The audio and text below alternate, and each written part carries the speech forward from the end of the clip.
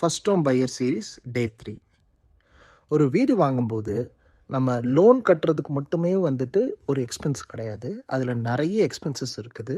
இது பீப்புள் வந்துட்டு தப்பாக புரிஞ்சுக்கிறாங்க. என்னென்ன எக்ஸ்பென்சஸ்ன்னு பார்ப்போமா? நம்பர் 1, லோன் கட்டணும்.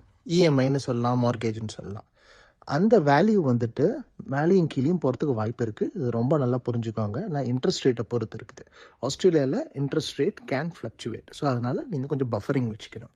நம்பர் 2 என்னென்ன இருக்குன்னா, வாட்டருக்கு கட்டணும், கவுன்சிலுக்கு கட்டணும், இன்சூரன்ஸ் கட்டணும், அது இல்லாமல் ஜென்ரல் மெயின்டெனன்ஸ் கட்டணும். எதுக்காக இது இம்பார்ட்டண்ட்டாக சொல்கிறேன் அப்படின்னு பார்த்தீங்கன்னா, நீங்கள் ரெண்டிங்கில் இருந்து வீடு வாங்கும்போது நம்ம வந்துட்டு ரெண்ட் மட்டும்தான் கொடுக்குறோம் வாடகையில் இருக்கும்போது. ஆனால் இங்கே நிறைய மற்ற எக்ஸ்பென்சஸ் இருக்குது. அதை நீங்கள் நல்லா ஞாபகம் வச்சுக்கோங்க. இது இல்லாமல் நீங்கள் வந்துட்டு ஒரு ஸ்டார்டா பேஸ்ட் வீடு வாங்குறீங்க அப்படின்னா, அப்பார்ட்மெண்ட், யூனிட், வில்லா இல்லை டவுன் ஹவுசஸ் அது மாதிரி எதாவது வாங்குறீங்கன்னா நீங்கள் ஸ்டார்ட்டாகவும் கட்ட வேண்டியது இருக்கும்.